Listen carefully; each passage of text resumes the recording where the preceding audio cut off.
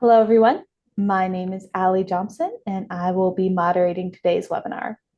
I'll begin by introducing the Capital Pathways program, introduce myself, and then pass the mic to our guest speaker, Kara Glasheen, who is an SBDC business advisor.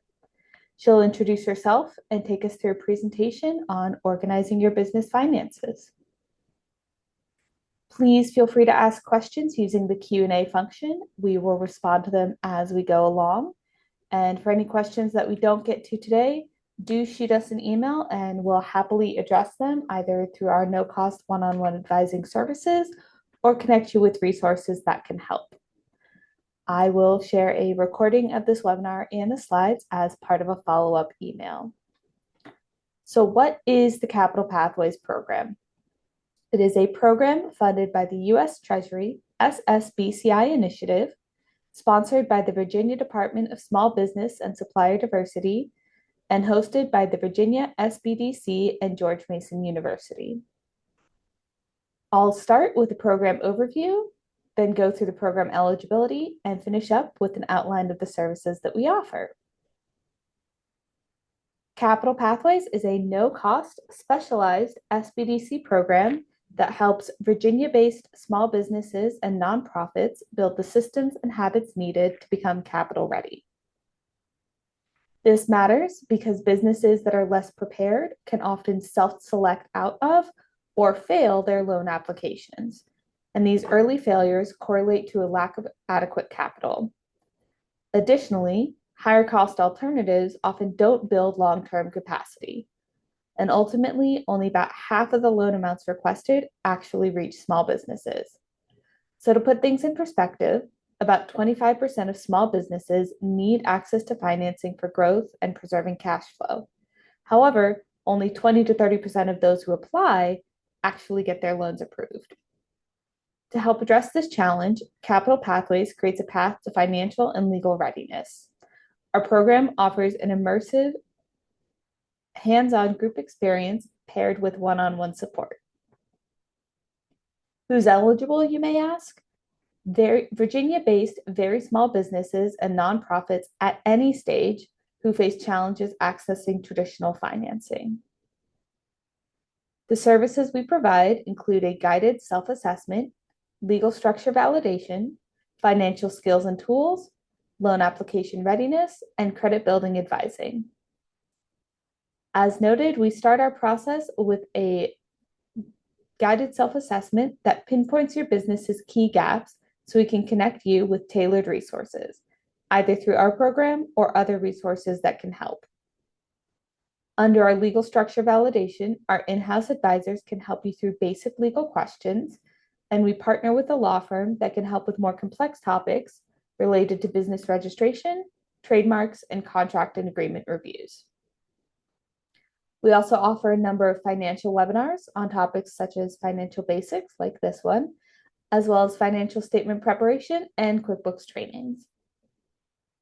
Our one-on-one tailored advising support covers business foundations, profitability and pricing, financial forecasting, financing options and readiness, financial statements and tools, as well as loan readiness and lender preparation. Our loan application readiness services include both webinars, as I noted, and one-on-one individualized support. Those webinars cover topics such as what lenders look for in loan applications, interactive mock loan interviews, SBA loan options, and sample application analyses. We also have partnerships with lenders who can provide one-on-one support to those looking for capital. Finally, our credit building advisor can help you review and interpret your credit reports as part of building an individualized credit improvement plan to strengthen your credit and help you qualify for better financing options and terms. If you're interested in getting started, you can reach out through our website, which is linked in the QR code on screen, or you can contact me directly at capitalpathways@virginiasbdc.org. I'll go ahead and share my email and website link in the chat so everyone can have it. I do see that someone dropped in the Q&A that there is an echo. Is anybody else hearing that? Kara, are you hearing an echo? All good over here. All right. Um, with that, I will go ahead and shift over to introductions. As mentioned before, my name is Allie Johnson. I'm today's moderator, and I serve as the Program and Intake Coordinator for the Capital Pathways Program. I have a professional background in economic development, small business support, and access to finance projects, both domestically and internationally. Our session today will consist of a 90-minute presentation. And again, please feel free to ask questions throughout using the Q&A function. We'll respond to them as we go. And any questions that we can't get to, please send us an email with them and we'll happily address them. As I mentioned at the top, I will share a recording of this webinar and slides in a follow-up email. I try to get those out within about a week of the event. Now I'd like to pass things over to Kara to introduce herself, tell us a bit about her background, and get things started. Sure. I'm ready to go. Thank you, Allie, for that introduction. And thank you to everyone who is here today. Just give me a moment to get my slides up.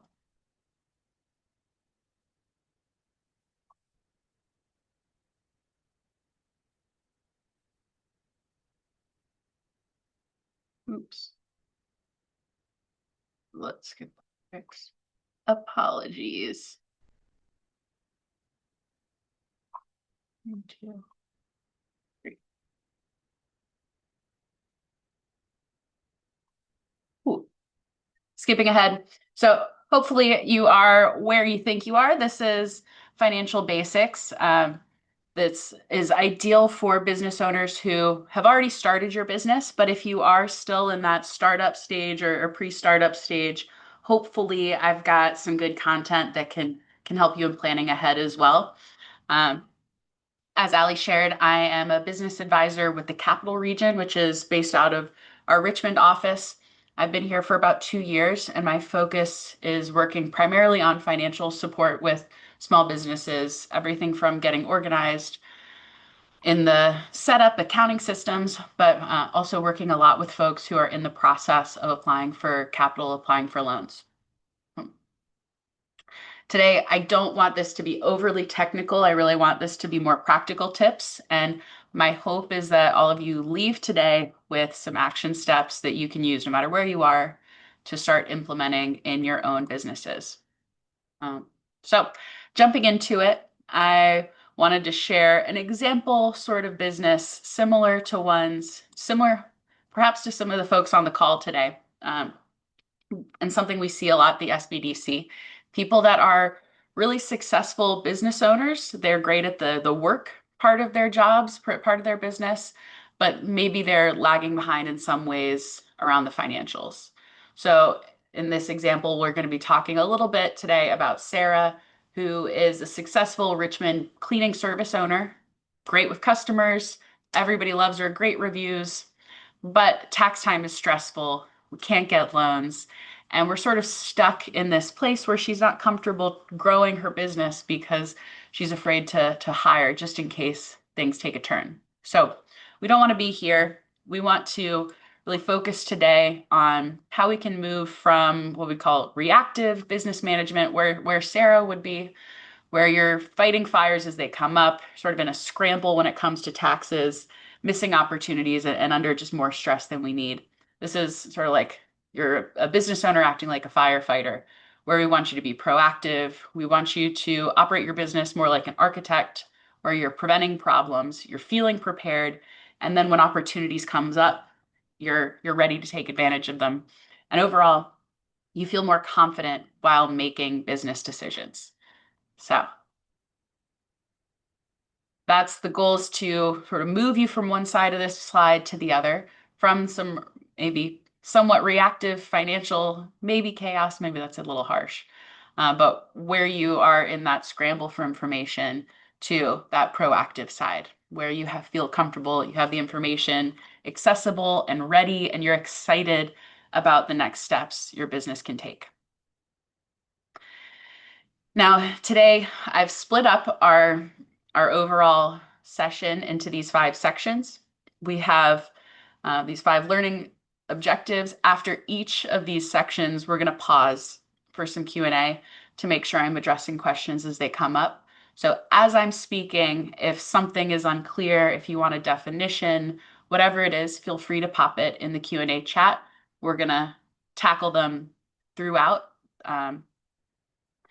And we're going to start off with what it means to keep your business and personal financials separate. This is something we see a lot with SBDC clients, and it's really the key to getting you moving for success. Then we're going to talk about what basic bookkeeping means, what it entails, briefly talk through some different strategies to stay on top of it, and then additional systems that help you track things like your revenue, your expenses, receipts. We're going to cover a little bit on financial reports, what they are, why we should look at them. We're not going to go in too much depth in today's session. And then we're going to talk also about, why we do this. We want to eventually be able to set some goals based off of your financials and talk about that process of forecasting business cash flow. So a lot is covered. Always happy to have follow-up exchanges by email as needed afterwards. So to frame this up a little bit more, why is this so important? When we talk about the costs of this reactive financial type of management, where you feel like you're in a little bit of a scramble, I'm not going to read all of these bullet points, but the point is mainly missing opportunities, right? If we don't have our financials in order, some of the more extreme examples I see have come with businesses hoping to sell their business, or even people trying to purchase an existing business because that business that's trying to be sold doesn't have the proper financial documentation. It ends up being really difficult to get financing and to be able to sell, to make that profit and to keep the business running. So we don't want to incur those costs just because we haven't taken the time to get set up before we're in that stage. But when we have these systems set up, when we're utilizing some proactive financial management strategies, what we see are things going more smoothly, right? We can look at a few of these examples that are based loosely off of some past clients, but having organized financials allow business owners to get loans quickly, relatively, and be able to expand. You can update your costs confidently, improve your profit. You can make sure that your business is ready for slow seasons if you're dealing with some seasonality. And you can stay on top of your taxes, get on that good quarterly payment schedule, and not have the massive balloon payment that comes up in April.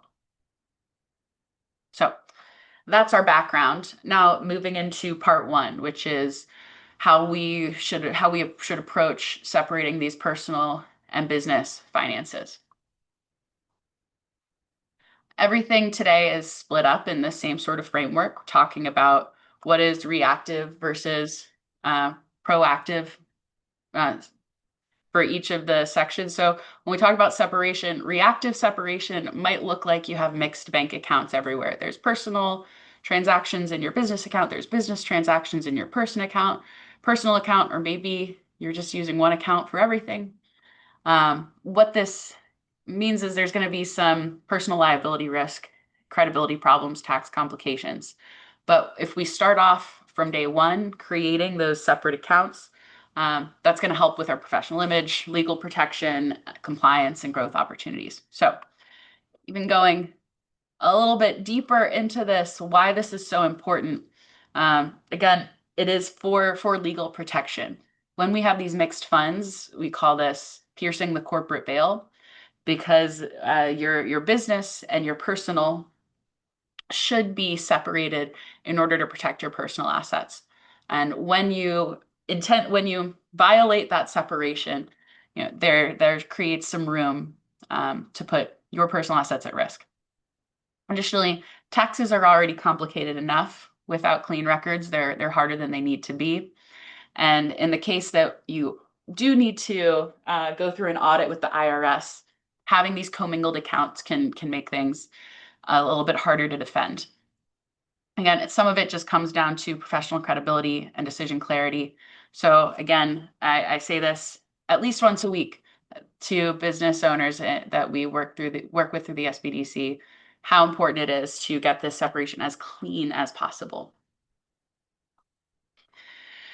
So before realizing, in order to understand how we separate these business and personal expenses, first we have to understand what we can actually claim as a business expense. The IRS calls this the ordinary and necessary test, meaning is an expense both an ordinary and necessary part of your business operations. For example, if I had a dog grooming business and I was putting my makeup costs under my business, I would have to defend that, yes, this is a normal and required part of me operating my business. And that might be somewhat difficult to prove versus if you are, a model, right? Maybe those makeup expenses make more sense. So it depends on the type of business that you're in, what is ordinary and necessary, which is why they have these rules around it. But typical business expenses are included here. Again, they should be directly related to generating income in the business versus the personal expenses are probably things that you would purchase even if you weren't a business owner. Sometimes there's some gray area, but overall, I try to stick to this rule. I recommend this rule. If you would buy it, whether or not you owned this business, it's probably a personal expense. There are some industry specific expenses that, like I said, are negotiable. But if it's unclear, you should definitely meet with a CPA.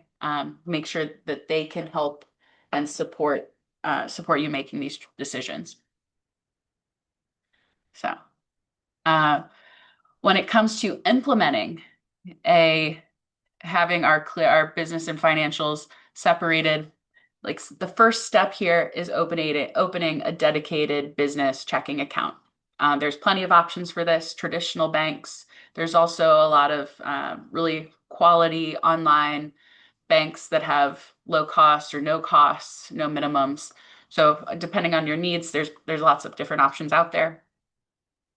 And then once we have a place to hold the money, we need to make sure we have a way to spend the money. So some businesses really benefit by having a credit card.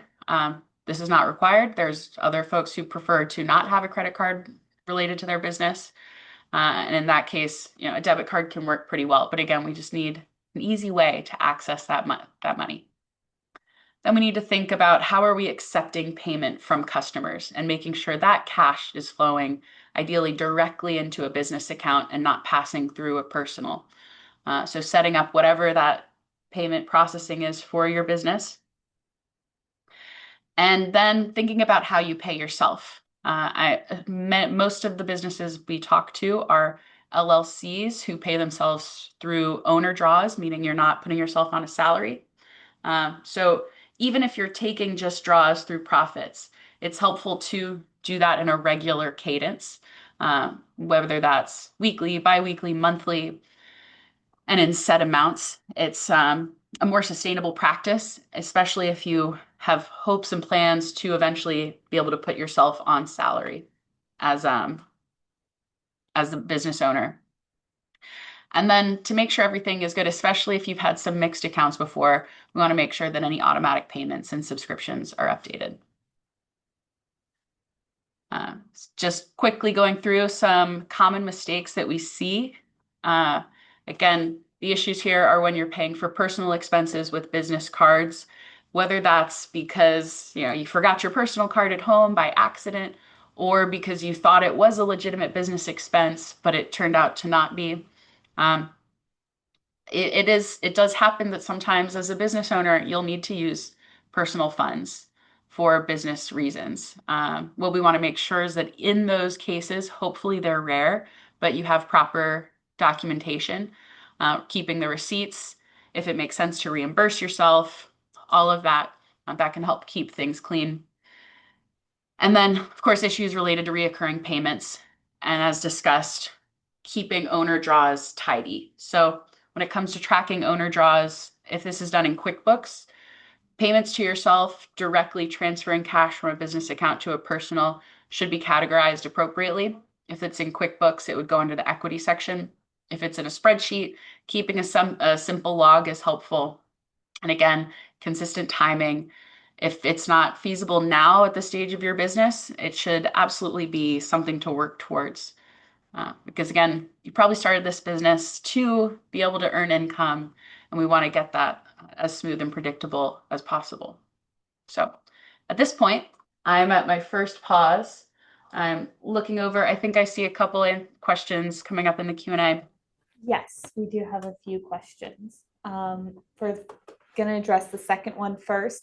The services for loan application, loan interview, mock-up, loan mock-up, and sample loan analysis. What's the cost for this?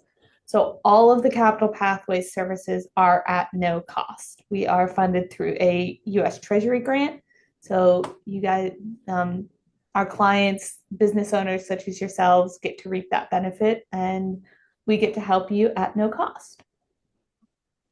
Second question, money makes money. How much cash does a small business need to have to qualify for the $50,000 loan? Kara, do you want to try and answer this? Sure. So obviously, there's a saying that goes around that a bank will lend you money so long as you don't actually need it.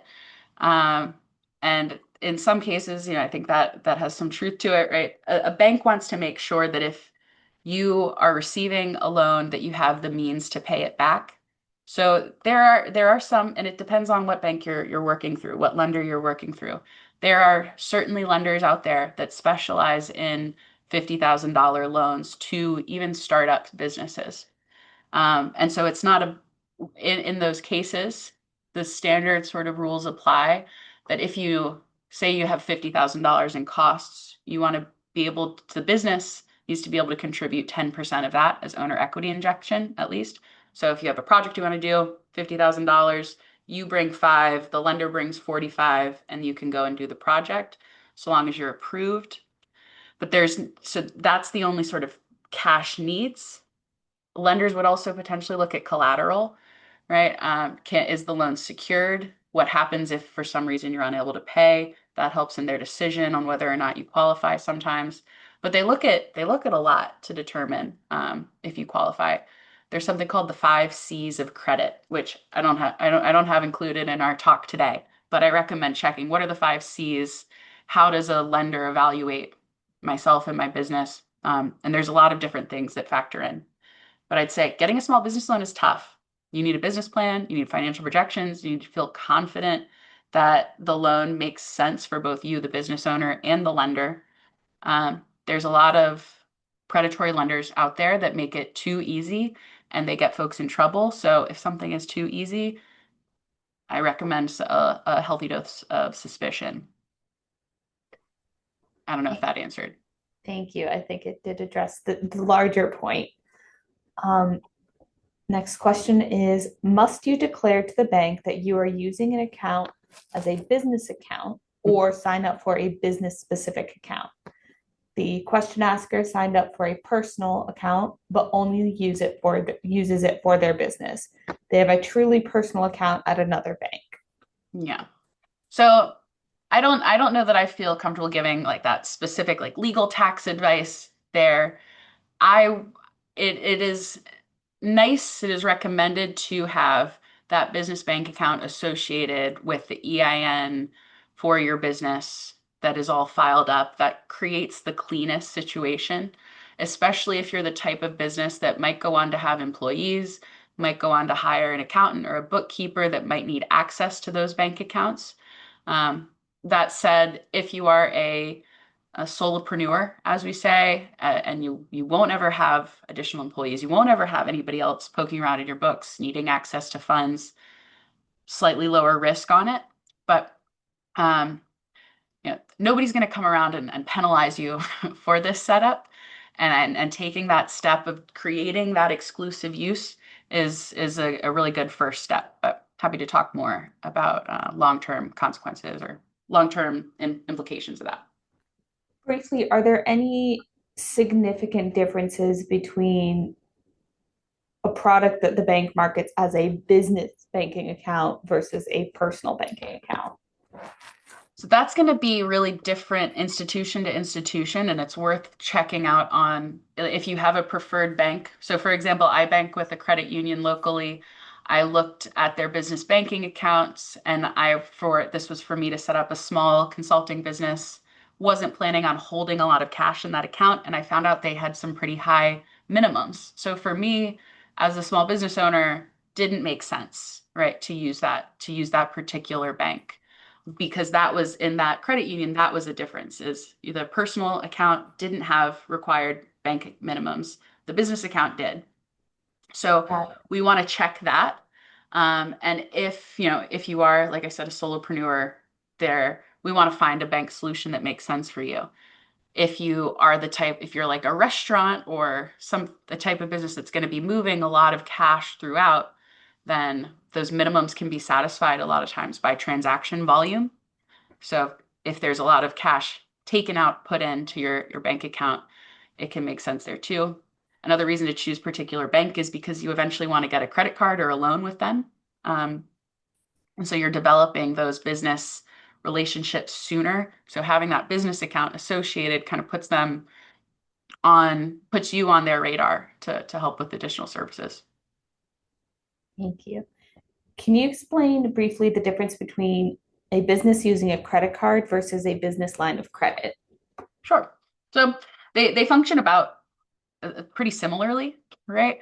They are both you on a credit card. You have credit cards are essentially a type of line of credit that is just made a little bit easier to use, right? Like I can't make Amazon purchases easily with a line of credit because it's associated directly with the bank.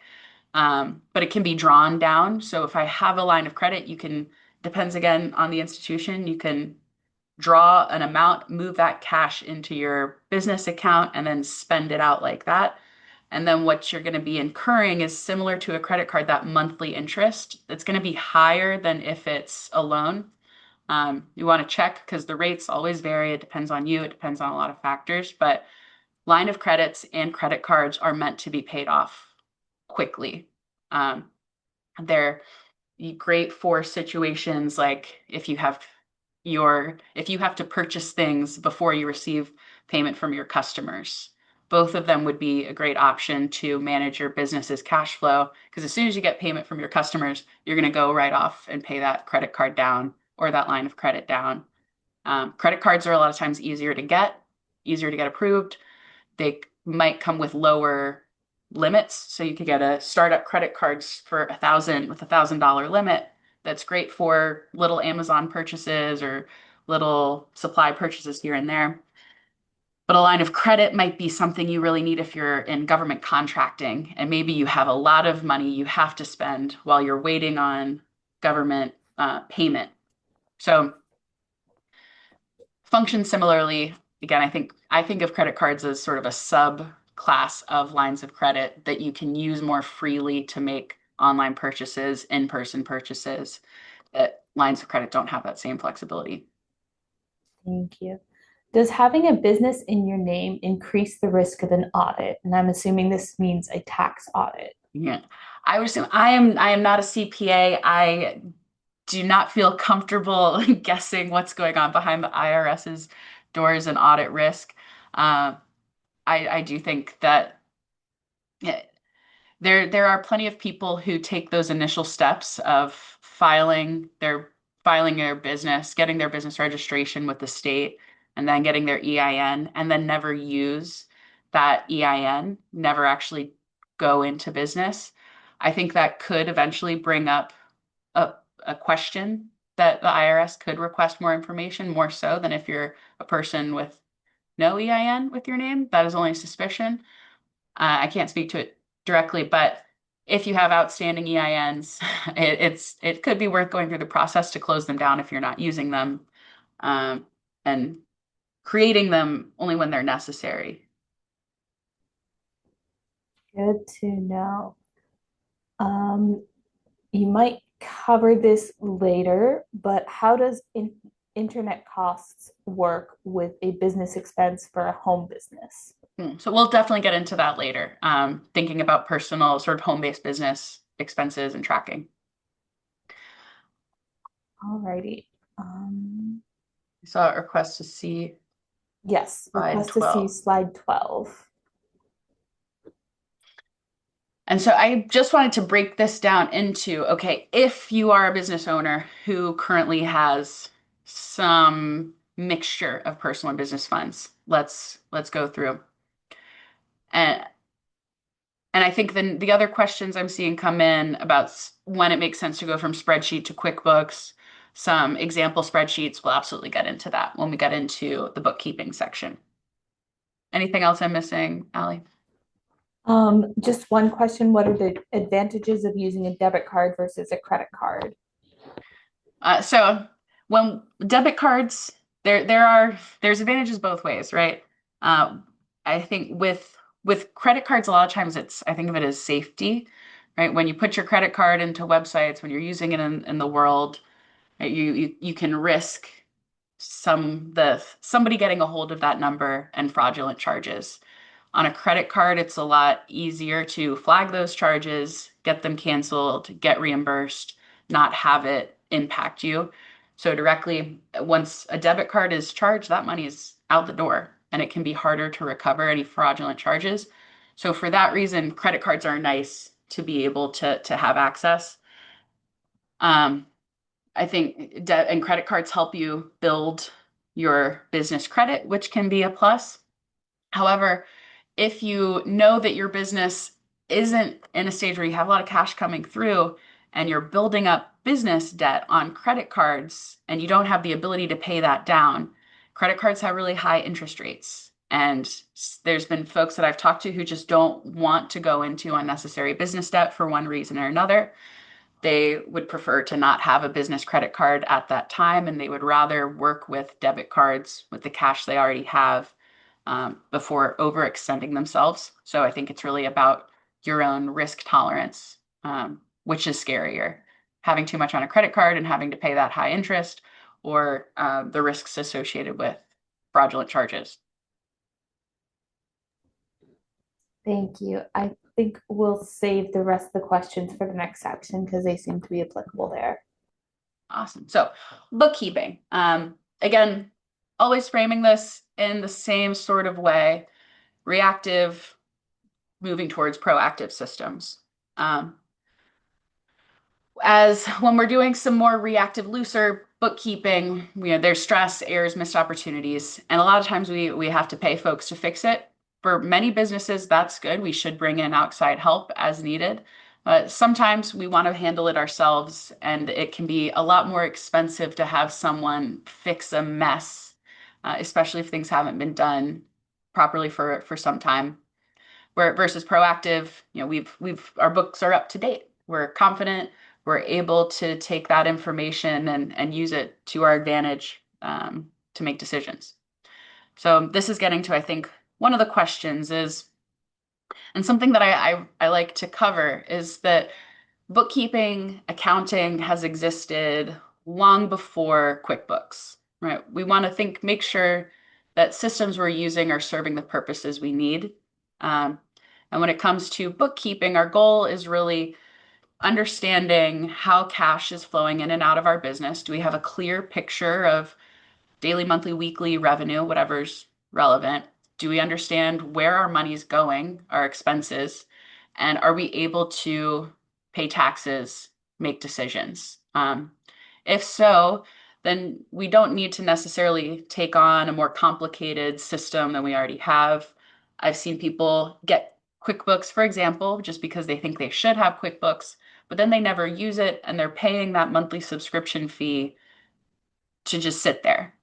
So when it goes from sort of levels of sophistication, um, there levels 1 and 2, I do not recommend, right? This is doing starting at running your business off of your bank balance, which that's not even bookkeeping at all. When we start to graduate it into bookkeeping, maybe you've got a notebook, you're tracking money in, money out, keeping these maybe we're missing some things. But today we're going to talk about how we would do this in a spreadsheet, Google Sheets, for example, and a little bit more detail. How do we make sure that it's accurate?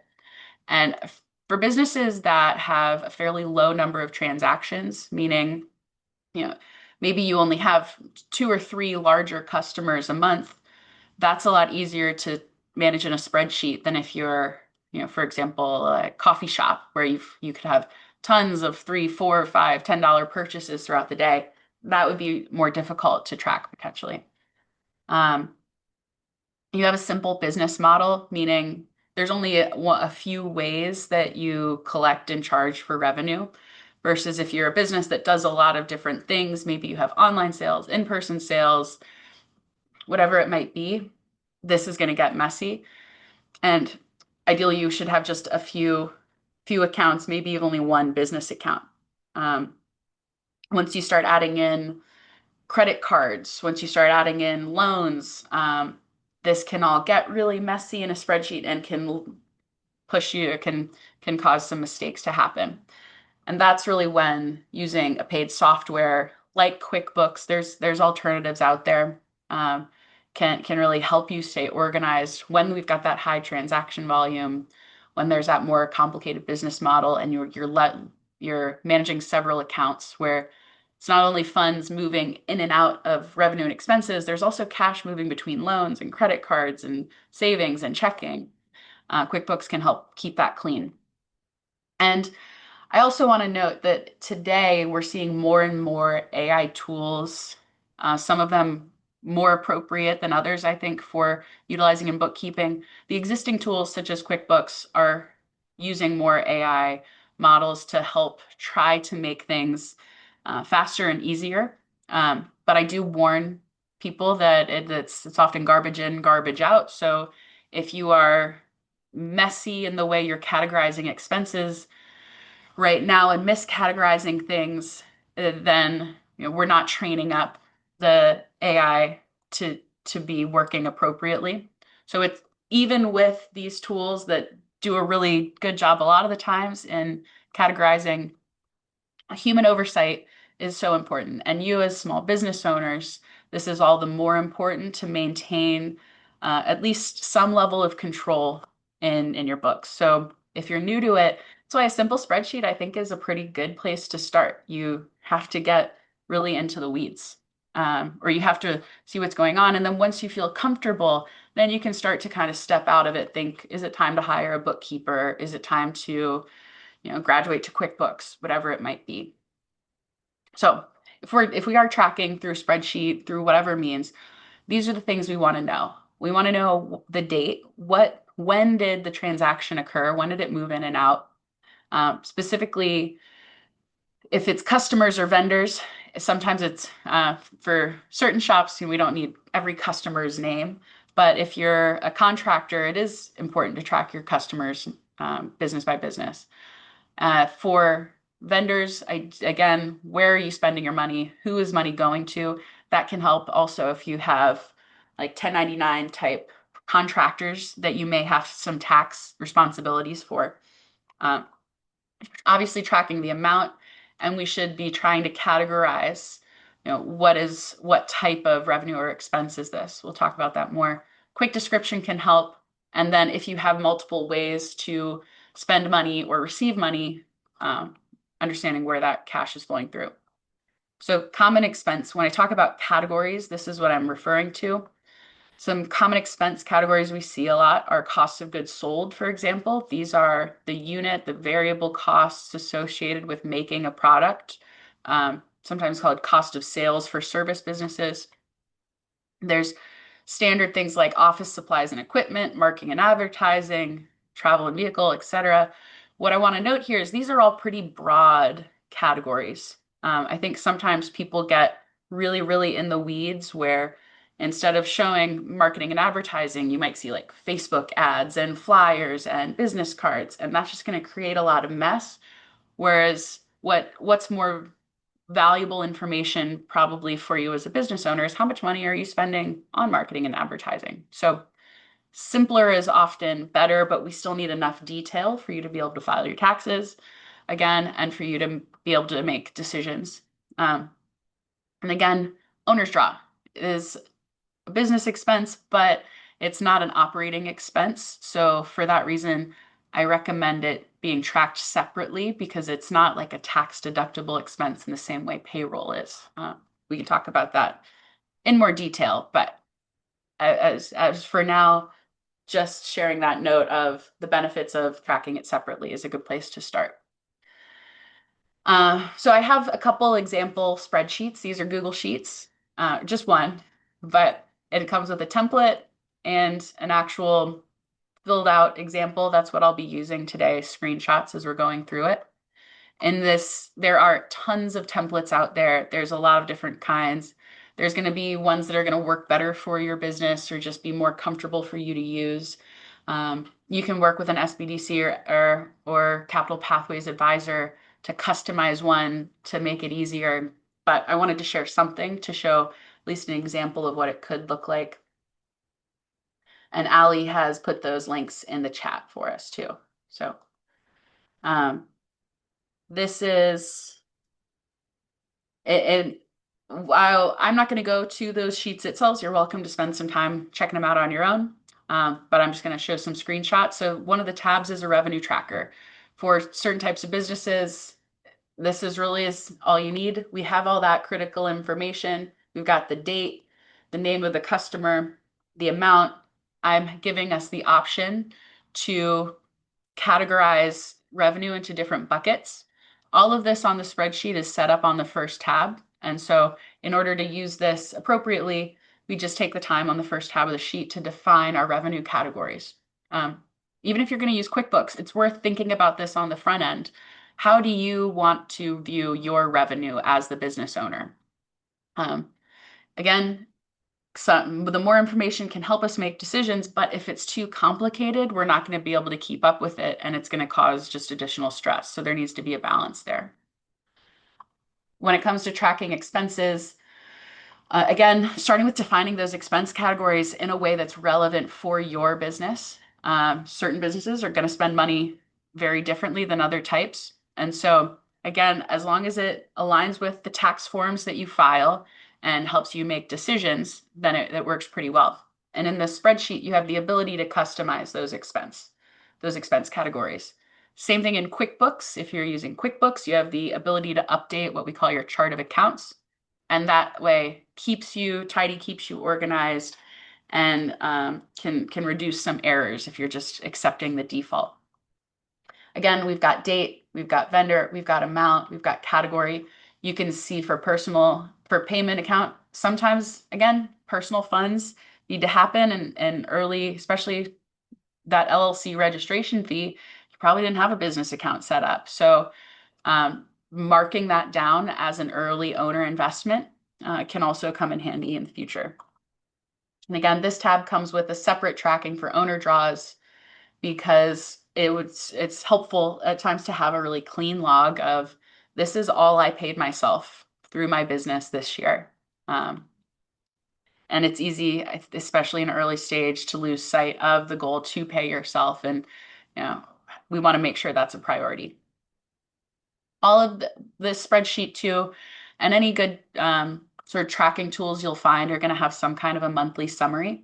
This monthly summary is meant to be a quick summary of both a profit and loss statement and a cash flow statement. And so the profit and loss, we're not going to go in too much detail today. I have a separate webinar next month, specifically on our financial statements, but we're able to see total revenue by month, total cost of goods sold, your business's gross profit. That is, gross profit is a formula, revenue minus your cost of goods sold. Some businesses that's more relevant than others. If you don't track COGS, then your gross profit's going to be equal to your revenue. And then we're looking at all in all, how much did you spend on operations? And then we get to our net income, which is telling us how profitable is this business based off of operation, the earned money in, the operating expenses out. But then for a lot of businesses, that's not enough information. We really want to track our business cash. So having some sort of a cash flow statement is helpful where we're looking at what is the starting cash, what was the change in cash for this period, and what is the ending cash in our bank account. For example, here, there's a lot of things going on that are affecting our cash. And here we're seeing a net income of 331, but our business our starting cash was zero, changing cash was 181, but our one ending cash was 181. Why isn't it 331? What else is going on in the business that's affecting our cash that wouldn't be listed in revenue, COGS, or operating expenses? And I know we don't have an open chat, so I'll go ahead and tell you the answer, and it comes from here. It comes from these two places. The difference is because we took out owner draws, and owner draws are not going to be reflected in that net income. And we used personal funds. So by using personal funds, that's essentially an owner investment. And that's causing us to be off by $150, the net of the 250 and the 100. And so also by including cash information, it allows us to perform a reconciliation of even a simple spreadsheet. In QuickBooks, there's a sort of special function, a place where you reconcile your bank accounts. This is something that I think a lot of business owners fresh to QuickBooks or other platforms forget to do. And this is something, if you hire a bookkeeper, something that absolutely they should be doing every month or quarterly at times is okay too. But what reconciliation really means is we are checking that that cash balance at the end of the month matches your bank statements, essentially.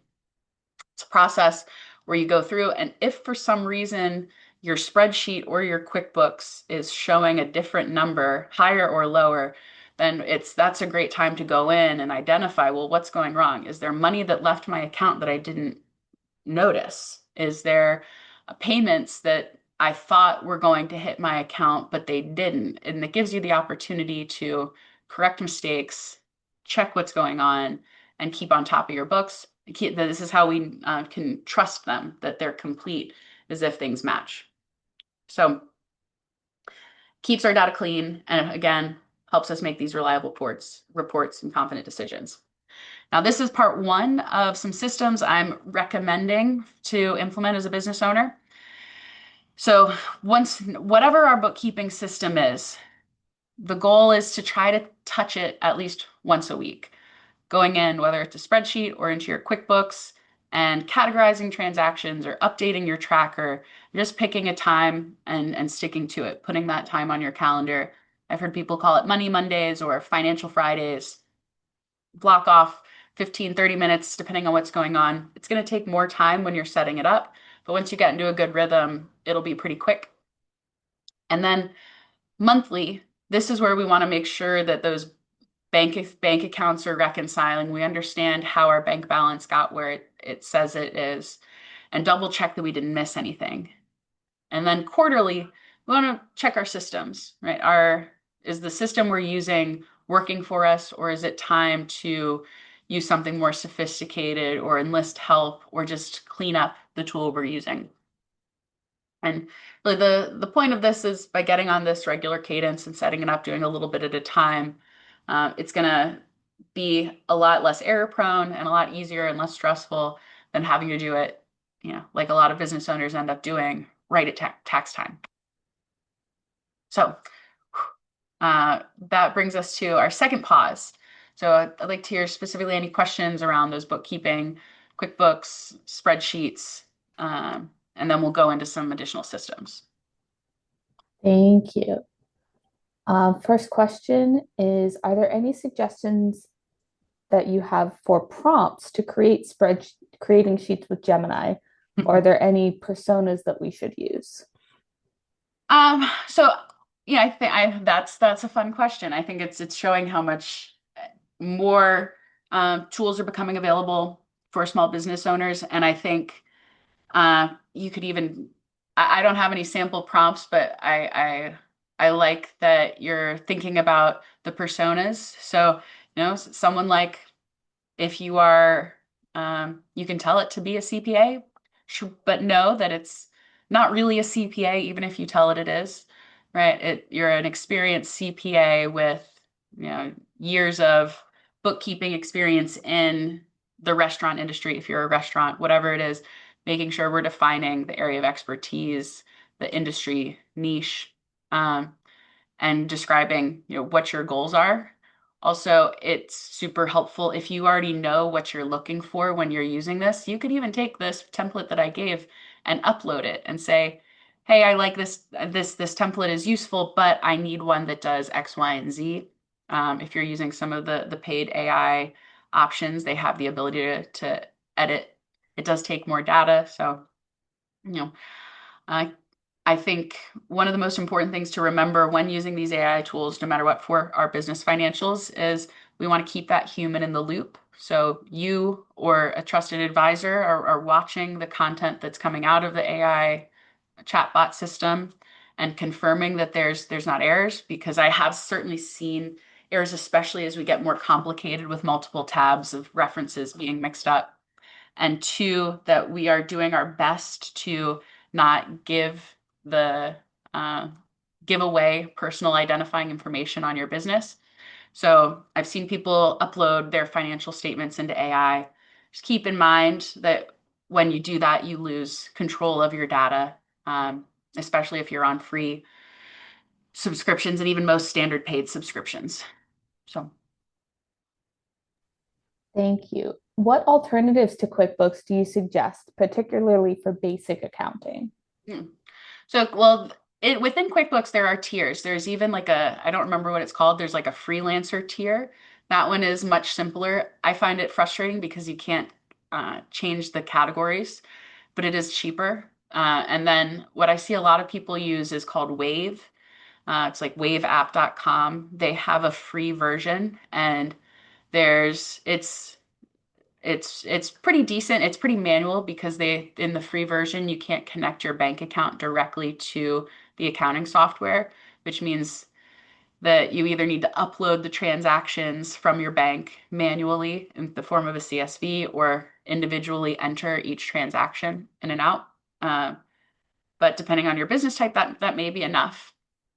Others that we see a lot of, we see Zero pretty frequently, not as much as QuickBooks, but Zero is about the same level of sophistication as QuickBooks is. And then I will, there are other things like FreshBooks. There's certain platforms that are helpful more for certain industries over others. And this landscape is constantly changing. There's so much software being created. It is always worth a new Google, asking friends, seeing what's helping them. Thank you. Um, so many receipts are online, like subscriptions. Do you have to print out and keep them? The question asker could access them easily, but do they need to put them somewhere all together? Yeah. So there's I don't think there's, as a small business owner, you're not like a gap compliant company, right? You don't have to follow, you're not obligated to follow like generally accepted accounting principles, gap. So you just need a system that works for you. And if you were to get audited, would allow you to gather the information quickly. So with saving receipts, yes, you should absolutely save receipts. Most are digital, absolutely. There's a lot of ways you can do it, and there's apps for that. QuickBooks can file them. There's iPhone photos. So again, you basically just want to do your future self a favor and make it so, will you know how to find these receipts 6 months from now? And for some people, they keep the receipts in their Google, their Gmail folder, and they know they can get them, and that's good enough for them. Some people want backup, just saving them into a separate file. I think saving them outside of your inbox is helpful, but no, you definitely don't need to be printing them out, filing them, keeping them pretty and tidy in that way. Thank you. When you say only 15 minutes to do a weekly update, how much income might that business have? Hmm. What that seems like such a short amount of time to track everything. Yeah. So that depends, right? And especially if you it depends on your type of business, because if you are a contractor that really only does one contract at a time, that might be more than enough. If you're If you've got a lot of transactions, it could be harder. But if you have a lot of transactions and they're all the same and they're all getting put in the same bucket, it can still be really fast. And if it's taking you a really long time, then it's a good point to say, hey, is there a better system, a better option for me that would speed this along? But certainly if you're using QuickBooks, like I said, it's trained based off of your past expenses. And for most businesses, you should start to see some pretty repetitive patterns in where money is going.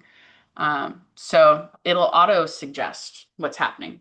If it's your spreadsheet, if you're doing it weekly, then you'll remember making that purchase. So it shouldn't be a lot of time trying to track down the receipt and thinking, what was this for? It should be, pretty quick. Again, when you're starting out, likely will take more time. Our goal is to get to a place where it can sustain um, in that shorter time period.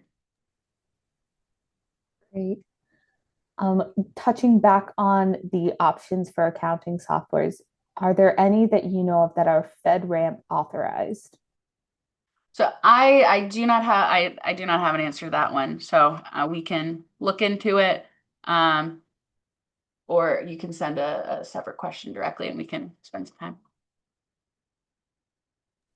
All right, I think this is the last question for this section. What about owner investments? How do those need to be tracked? As the question asker is starting out, they're investing a certain amount each month until they launch to help with recurring expenses. Yeah. So that could be tracked on the same, there's a few different ways on the same spreadsheet as owner draws potentially, or it could be a separate tab. I like what you're saying there is I really like to see people coming up with that budget, kind of, setting some bounds around how much you're spending on the business and you're transferring that money from your personal into the business account. You could track it on a spreadsheet just like the owner draw. You could track it on the same one, but then keeping in mind that one of them is going to be positive and one of them is going to be negative, right? When we're investing money into the business, the cash is increasing. Um, the cash in the bank account is increasing versus when we draw money out, the cash in the bank is decreasing. So it can be just like this, a simple spreadsheet timing. If you're using QuickBooks, I like to see in the equity section on our balance sheet, owner investments tracked separately from owner draws, because you can pull it up quickly and be able to show this is how much the business owner invested over a set time period. But same rules apply. Some notes, some dates, amounts, and making it easy for you to find and reference later. I did have an earlier question about owner draws, so I'm going to raise that real quick before we move on. Is it safe to withdraw an owner's draw for the first 2 months of your business, then change to a salary when you are able? Hmm. So there, it is much more flexible for business owners to start by paying themselves through owner draws, especially before cash flow is stable, which is why a lot of folks do that. When you are ready to change to salary, we're talking about an S corp election, and so you're electing to file your taxes as an S corp instead of as a like a your personal tax returns like you do for owner draws. This is a requirement, a form to the IRS that has a deadline around March of a given tax year. So if you wanted to make that change, it's cleaner to do it in alignment with our tax years. That said, these are the situations we talked to a CPA.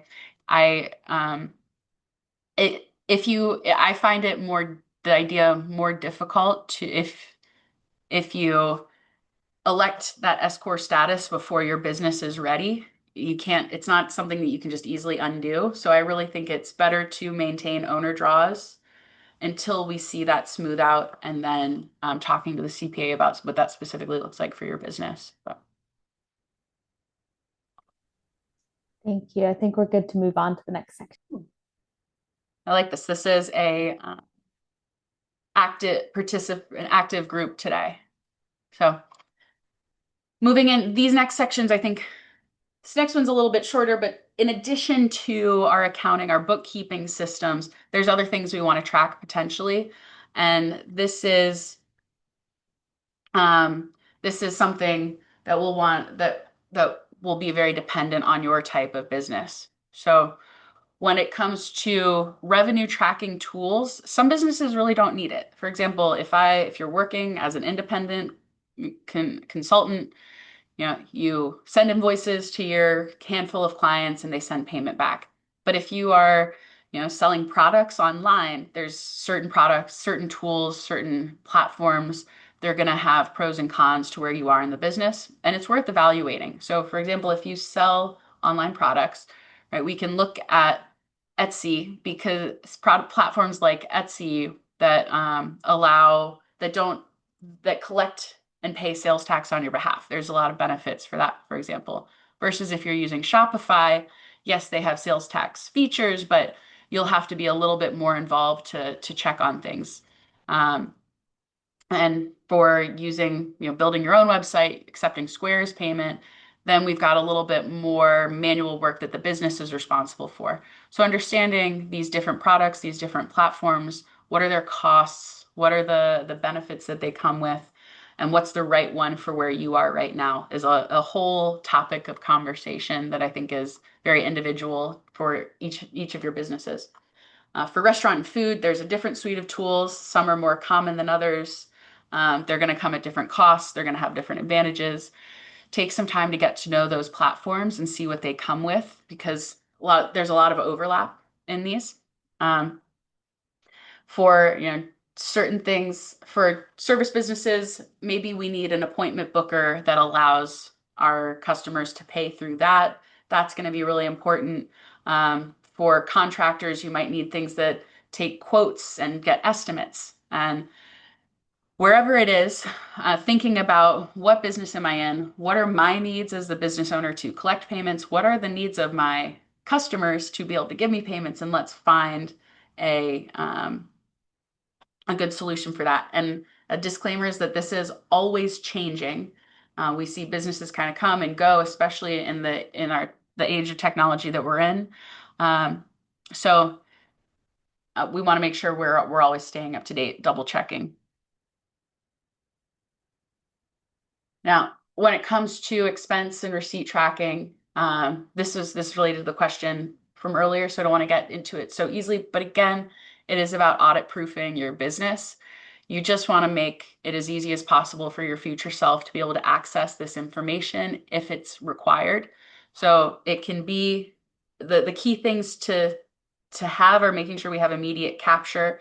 So if we're storing our receipts digitally, especially, so if we get that paper receipt on occasion, we want to make sure we have that in our digital files.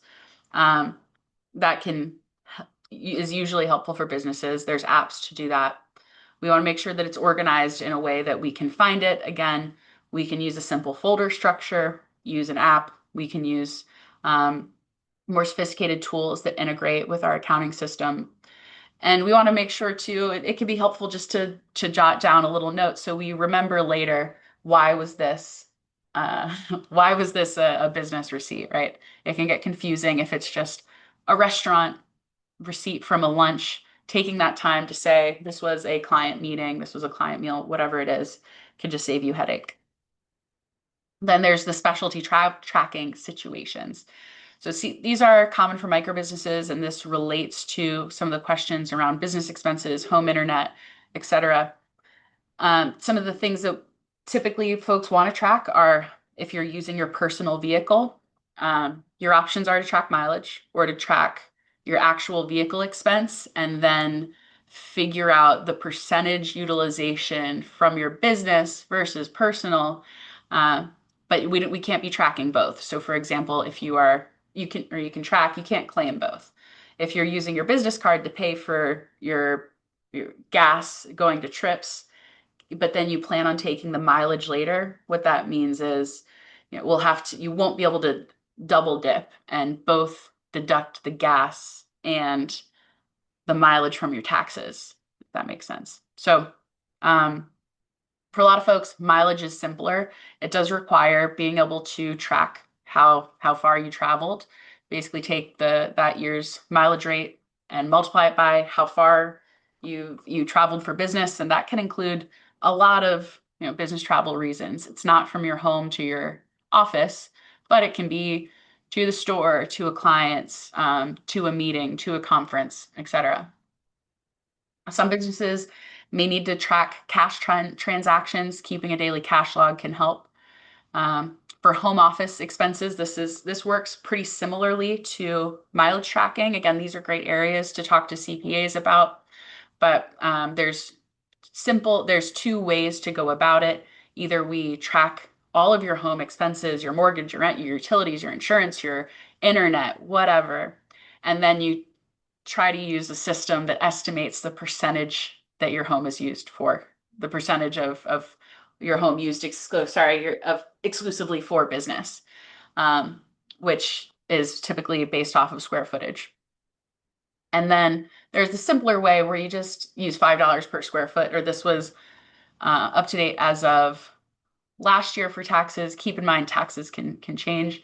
So there's typically a more complicated method, getting all of the expenses for your home and using a percent, or a more simple method where you're assuming just a standard deduction. So a lot of business owners prefer a standard deduction, a simplified deduction, because that's a lot of stuff to track.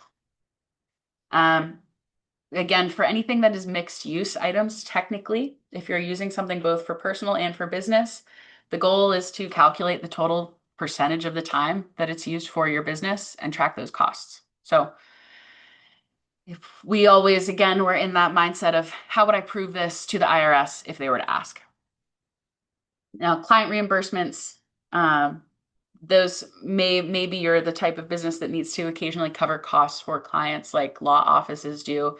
Sometimes these should, if that's the case, these may need to be tracked separately. So there's a lot of overall point, there's a lot of special situations dependent on your industry. So always be thinking, okay, what are my needs? What would, again, will make this easier for me to file at tax time? What will make it easier for me to make decisions about my business? What information do I need that I currently don't have eyes on? Um,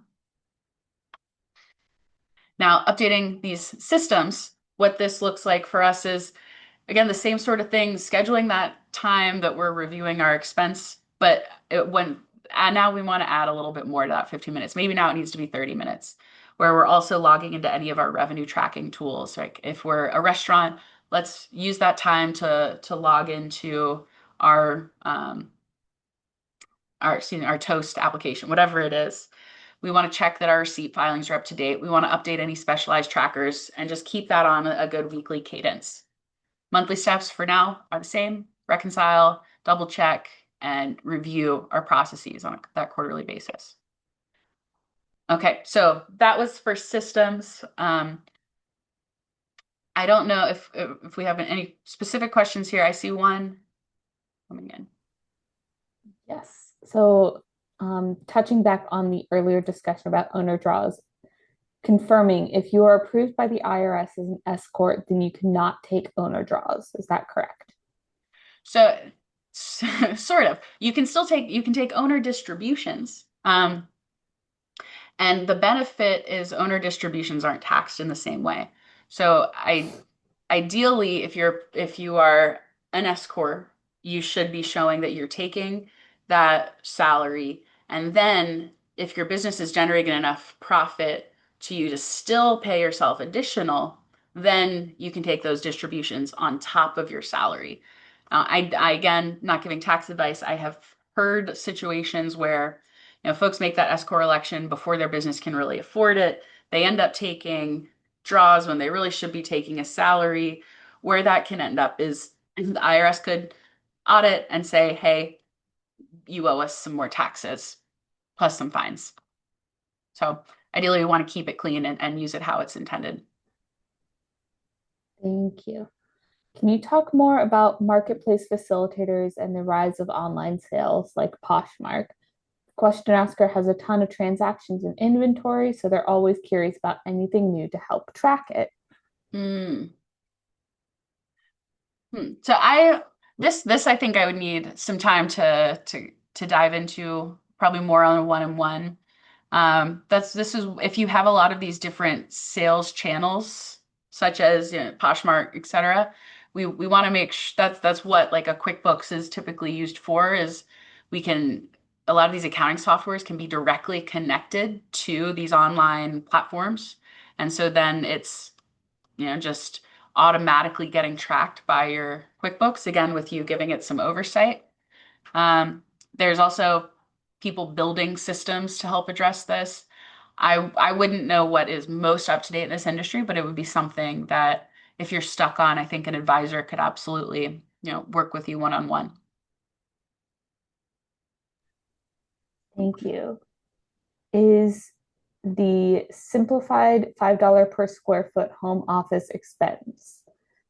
I believe Is that's, do is not that quote per me, but day I or month? believe that Yeah. is just a max per year. So this is the downside of some of the simplified deductions is you're limited by up to 3,000, if 300 square feet per year, $5 times 300, that's $1,500, right? And that's, you're just saying, all right, whatever, I'll just take that $1,500 deduction instead of going through the time, effort to collect all my home expenses, rent, utilities, and then divide out my home office space from it. So there's a chance that you're leaving cash on the table by opting in for that simplified method.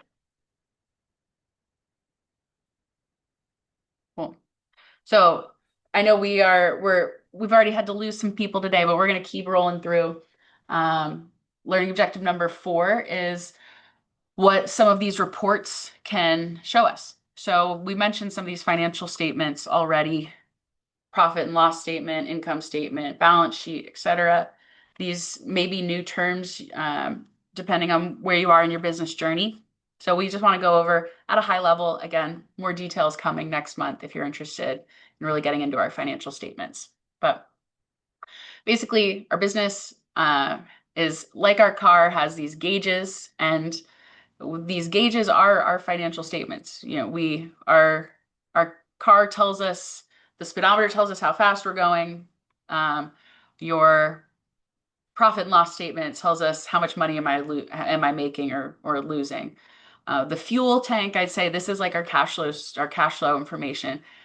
We need to see our bank balance. How much cash is in the tank? Will I make it to the next stop?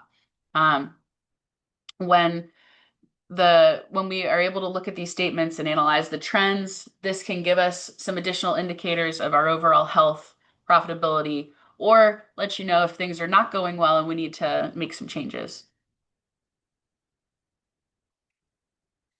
And for today, we're gonna think about how we would want to check on the income statement and the statement of cash flow. So first, the income statement. This is also known as the profit and loss. I might call it in quickly a P&L. This is for most business owners where they spend most of their time if they're looking at their reports, because it's showing all of the revenue, all the earned revenue coming in. So this means we don't see loans coming in. We don't see owner investment coming in on our profit and loss. We just see the cash coming in through customers minus all of the operating expenses and also cost of goods sold, all the money spent on operations. And what that gives us our net income, which is what we actually made, the profitability of the operations of our business. Because if, of course, we don't want to count the cash invested in the business because that doesn't actually tell us anything about our business profitability if I'm just putting in money from my savings to keep the doors open. So you'll hear terms like net income, net profit, EBITDA. These will be clarified in our financial statements bootcamp, but for today's meeting, they're basically interchangeable. There can be some slight differences, but we talk about net profit, net income. We're talking about your profit and loss, take home cash from the business, that net income generated by operations. Um, So a sample from our spreadsheet that we've looked at, this would look different if you generated this report in QuickBooks, but for your profit and loss statement, again, you're going to see revenue, cost of goods sold, that gross profit, which is the revenue minus those unit expenses, if you have them. Your total operating expenses, again, this is a summary, so we'd see this broken out by category, and then we're going to get to that net income at the end. I really like to look at our profit and loss in this monthly view because if we were to just look at the summary, the year end, What we lose out on is we can't see seasonal changes. Is our revenue growing? Is it flat? Um, we can't see what's going on with our expenses. Is there something strange happening here that is causing certain parts of the year to be more challenging? And we can't calculate monthly monthly changes in things like profit margin. So with when you're looking at these statements, you should be asking yourself, how did this compare to the prior month? What's going on? Do I understand why, for example, in November I only spent $72, but in December I spent 1,800? Does that make sense to me? And if it doesn't make sense, then it's time to dig a little bit deeper. Then we can also, as the business sustains, we can look at it compared to prior years, because sometimes comparing the same month from the prior year can be a more meaningful comparison than just looking at the prior month. Additionally, this only doesn't tell us the whole story, because we end up with net income. We don't end up with our cash. We don't have our bank balance.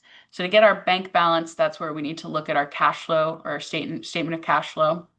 And the reason for this is there's plenty of good businesses that are operating well that still have cash challenges. And some of these look like customer payment timing. So if you're the type of business that collects cash from your customers when you deliver that service, that's pretty good. If you're the type of business that has to wait maybe a month until after you've already provided the service to your customers, that's going to be more difficult on your cash flow. So an extreme example of this is government contracting. Sometimes it is unavoidable, and it's just a nature of the type of industry you're in, like in government contracting. Other times, if you're working with private clients, all you need is better systems for cash collection. A lot of times customers are late on payments, not because they don't want to pay you, but because they're busy too. And maybe they just didn't get the reminder, or they didn't have an easy way to put in their credit card.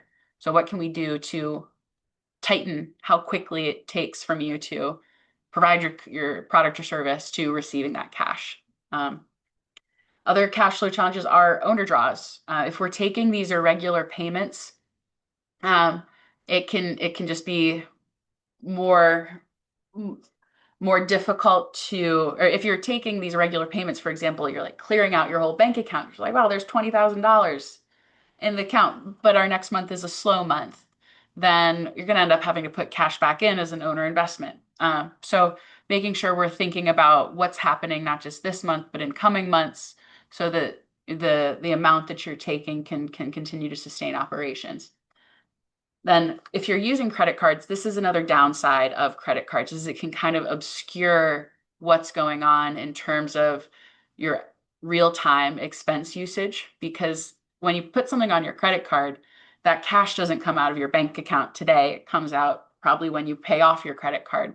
And then we see those balloon payments of expenses that could be harder to understand. So basically there's going to be a lag. This is good in a way, because it's allowing you to have more time to earn revenue before that cash leaves your account for the expense side. But if it's used irresponsibly, businesses can over rely on these credit cards and debt options, and then get themselves in a hole where they end up incurring a lot of interest. And then, of course, fixed expenses for certain businesses, if you have seasonality, these can be occurring throughout the year.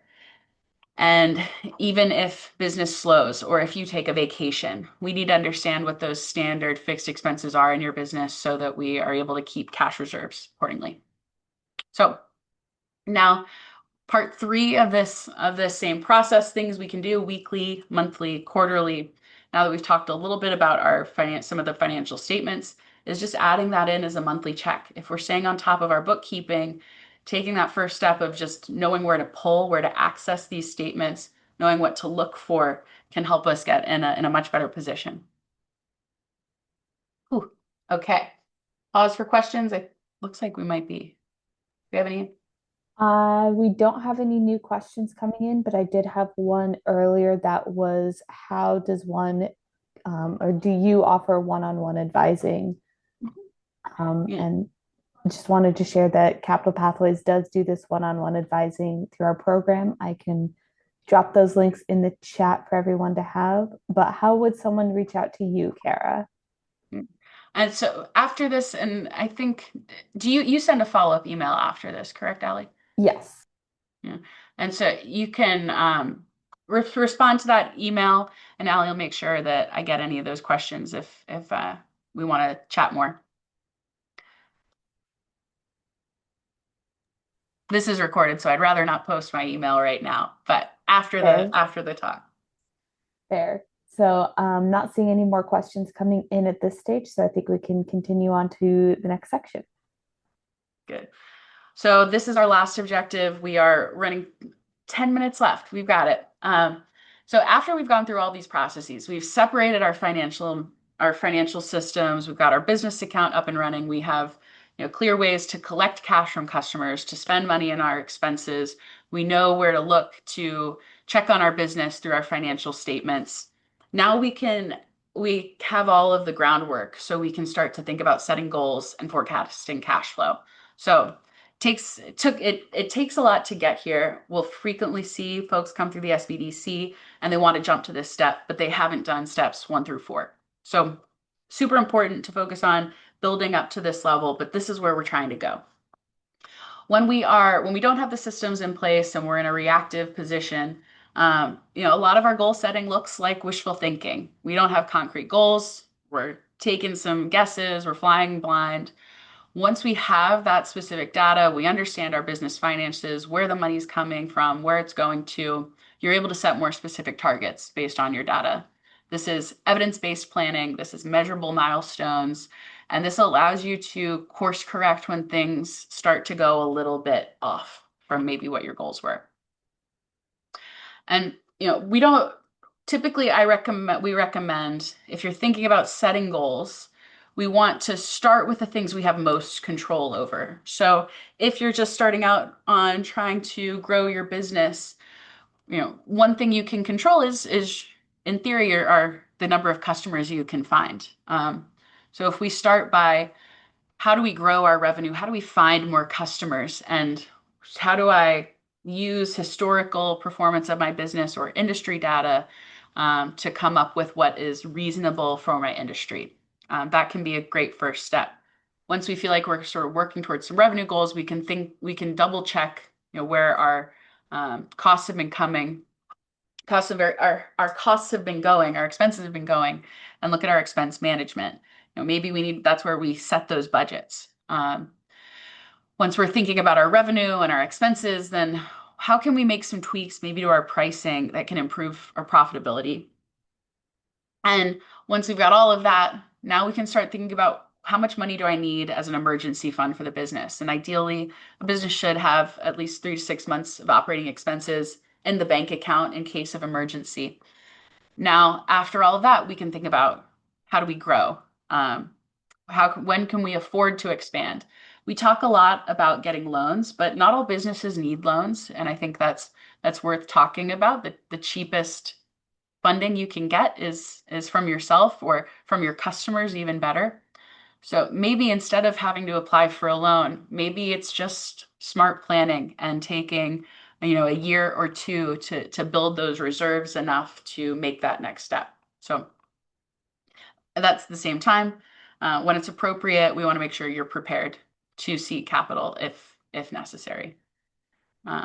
Again, the bottom line, you can't plan growth until we really understand all those numbers going into it. When it comes to cash flow forecasting, that means that you're looking at that bank balance and you'll figure out how to get more cash when you run out. That's, again, reactive, not ideal. We would rather be able to plan out at least 3 months ahead. We're not trying to plan out a year, 2 years in advance, just looking at our somewhat immediate business needs. And so there's a lot of fancy spreadsheets to do this. There's ways to get support through different tools that are out there. But it still comes down to your knowledge as a business owner more than anything else. You should be able to have an idea of any existing reoccurring revenue that you expect in the next couple of months. And then you can make some guesses, right? So maybe you have a couple existing clients, but you know that you're going to do some additional customer development and you're going to try to get 2 new clients a month, whatever, for 3 months. Those are some additional expected sales that we want to add in. And then we can think maybe you're taking a vacation, maybe there's some seasonal adjustments. These are going to affect the cash in. And then you can, in addition to revenue, then we also can think about what other cash flow positive things are there, such as owner investments, such as loans. Then we need to project cash out.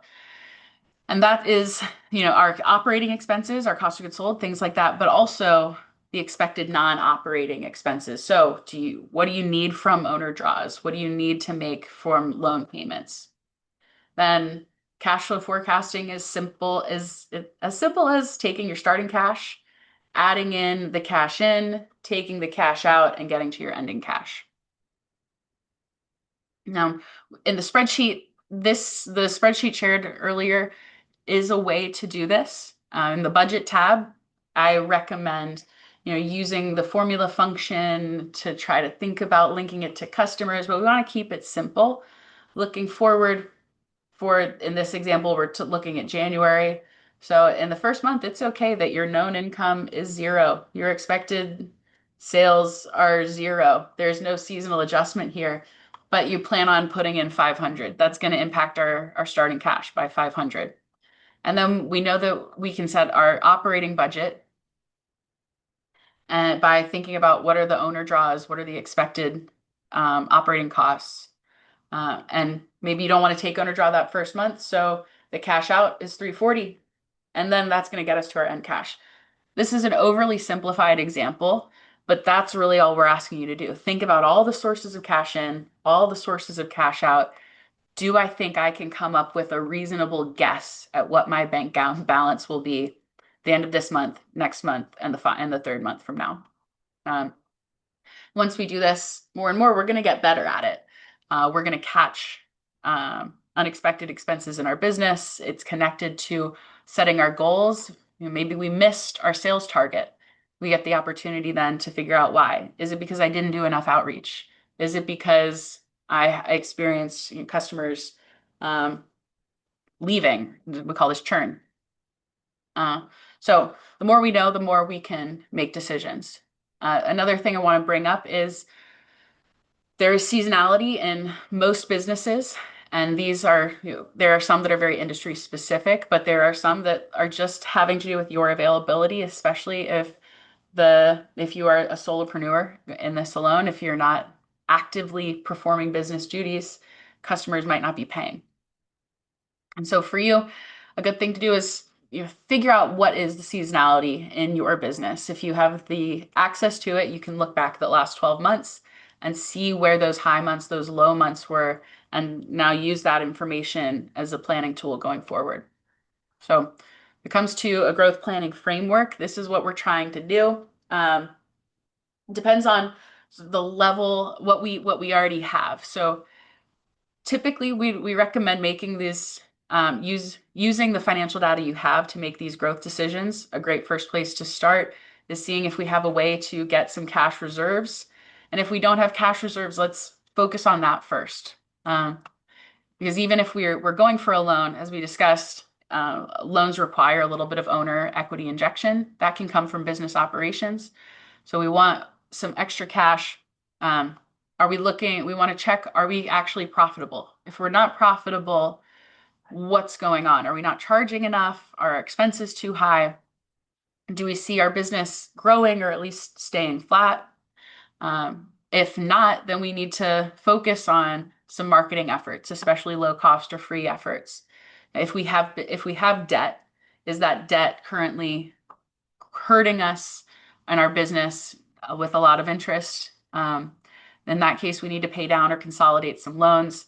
And if everything else is going well, then it's a great time to think about, all right, now's a great time to make investments in growth. Great time to hire employees, look for equipment purchases, launch some new campaigns, expand to new locations. But all of this requires having a really strong foundation underneath. Now, wrapping up today, some action plan steps. You'll all receive this presentation at the end. Is this week, depending on where you are, it's a great time to open a business bank account, set up some systems, gather what receipts you have, and to start blocking off a 30-minute time monthly 15-minute weekly. And sometimes you'll see, man, 15 minutes isn't enough. That's okay. At least we have a 15-minute start, a touch point. We want small changes that can help long term make things go more smoothly.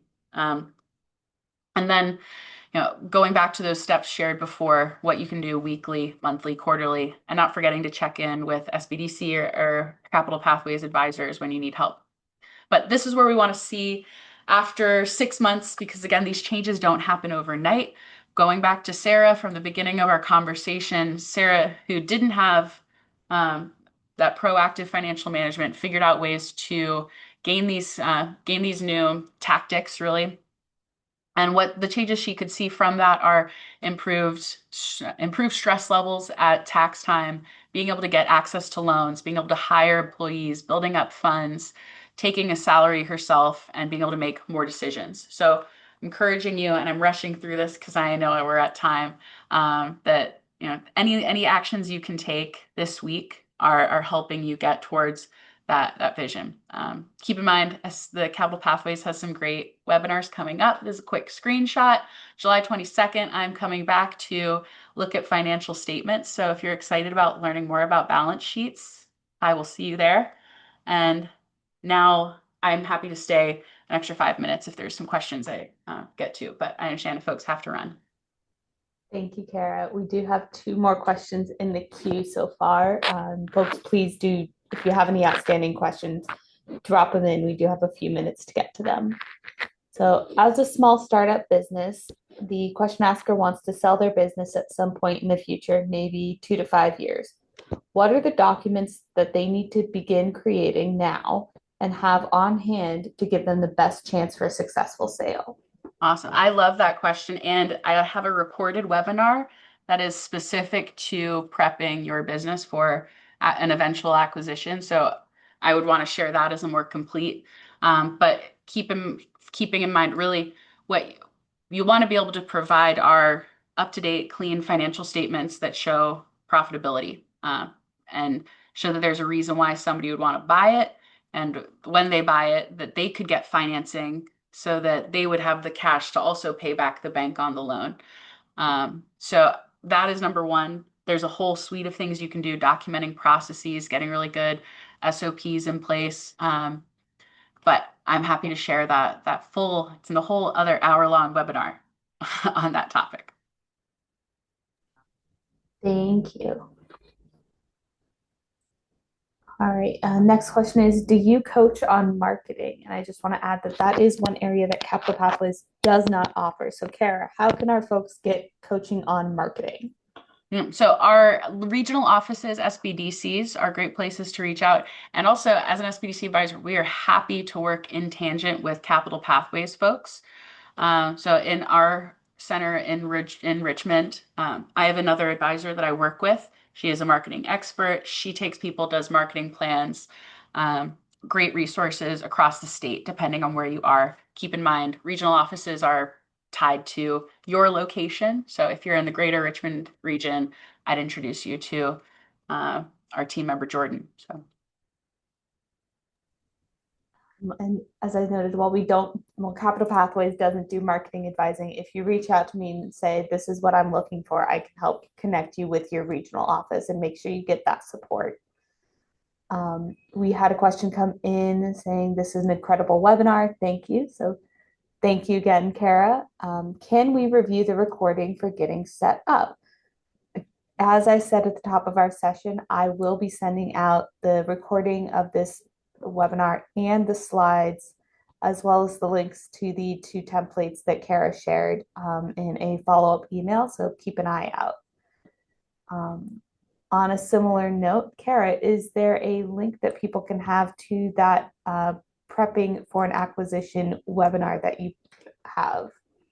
I'll make sure Allie has it and she can send it up in the follow-up too. Beautiful. Does that sound good? Perfect.